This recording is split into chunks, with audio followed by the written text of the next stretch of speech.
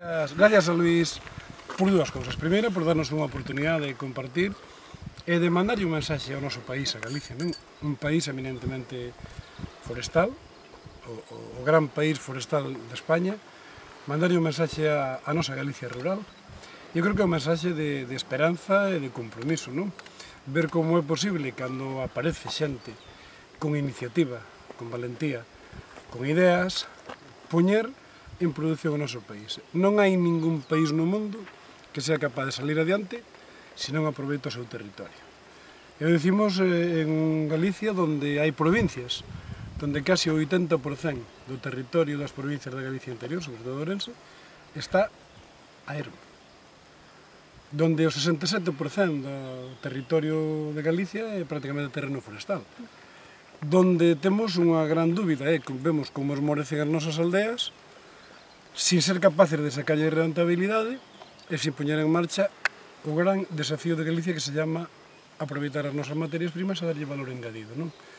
Eu creo que vivimos en un país que ten unha riqueza medioambiental, forestal, agrícola, gandeira, silvícola, pero que o que nos falta é apoio da administración e o principal apoio é estimular a iniciativa da xente e despois ter complementos económicos para sacar adiante. É posible vivir no mundo rural? Porque estamos nunha poboación onde xa no 80% do territorio, que é esa Galicia rural interior, xa só vive o 20% da xente. E malvive unha parte moi importante porque vive exclusivamente das pensións. Un dos grandes cambios que temos que facer en Galicia é poñer en produción o noso territorio. É abordar con rigor a ruptura desa lacra histórica que é o minifundio, que impide permanentemente alcanzar cotas de rentabilidade, de competitividade e productividade, e, desde logo, nos temos que estimular persoas que son capaces de poñer en valor, pois, desde as silvas, desde a nosa gandeiría, as nosas frondosas, piñeiros, territorio, ao noso compost, todo, pero hai que poñerlle un goberno detrás que empuxe. O goberno de Feijóo empuxa para atrás.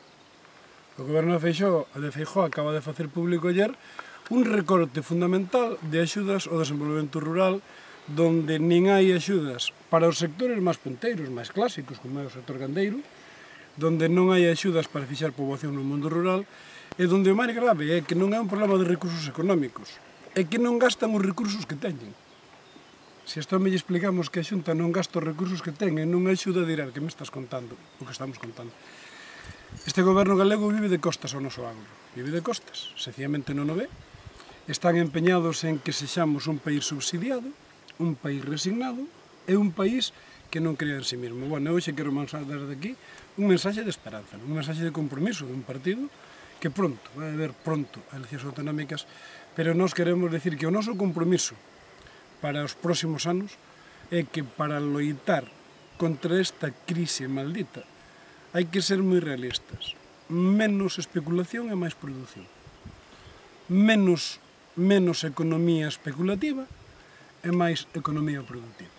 Se as nosas caixas galegas nos últimos 10 anos, en vez de invertir en especulación na costa de Levante, hubieran invertido en transformar o noso territorio, en crear infraestructuras agrarias, en crear maquinaria, en crear formación e innovación, hoxe seríamos un país puxante, onde esta crise se levaríamos de outra maneira. Non o fixemos, pero vamos a facer. É dicir, non é un problema tanto de conseguir moitos recursos como senón de gastar ben os recursos que temos. E nós temos que conseguir que polo menos un 10% da poboación de Galicia viva do seu mundo agrario e do seu mundo rural. Ese 10% que temos que conseguir que viva, hoxe debemos estar entre un 5 e un 6%, ten que ser unha clave para a economía do noso país. E esa vai ser unha das claves do futuro, ordenar os sistemas productivos galegos. Cantos poden vivir da pesca, cantos poden vivir da agricultura, cantos poden vivir da gandeiría, cantos poden vivir de sector servicios, e non ter un país caótico como é un país no que estamos vivindo, que todos somos un pouco de todo e nada de nada. Só dúas reflexións rapidiñas. Primeira, que difícil é facer a oposición cando enseñas o daga. Dudan de ti? Ten que ser o propio interventor que diga si é certo, si o poñía ou non. Segundo, o máis importante de todos, Feijóo lle debe disculpas ao Partido Socialista de Galicia e a Galicia. ao Partido Socialista de Galicia por insultar, por dicirme cousas que desde que tiña un déficit de madurez hasta non sei que non, que ten ele un déficit de verdad. Ele ten un déficit de verdad, ten un déficit de atención a este país, un déficit de verdad. Pero máis importante, eu creo que lle ten que pedir perdón aos galegos e a toda España por engañar ao país, por ir presumindo de déficit, cando realmente o que fixo é controlar o tema das facturas. Non? Se ti te calculas o déficit da túa casa, pois o que ingresas todos os meses, 12 nóminas, e tens que poñer o que gastas todos os meses. E a final de ano sabes se ter déficit ou superávit. Se ti pos 12 nóminas de 12 meses e só pos as facturas de 9 meses e dis que ter déficit, estás te engañando a ti mismo. Non? Eu creo que Feijóo se está engañando a si mismo e, sobre todo, o máis importante, a xente non vive do déficit, vive do empleo, vive da economía, vive da activación. Non?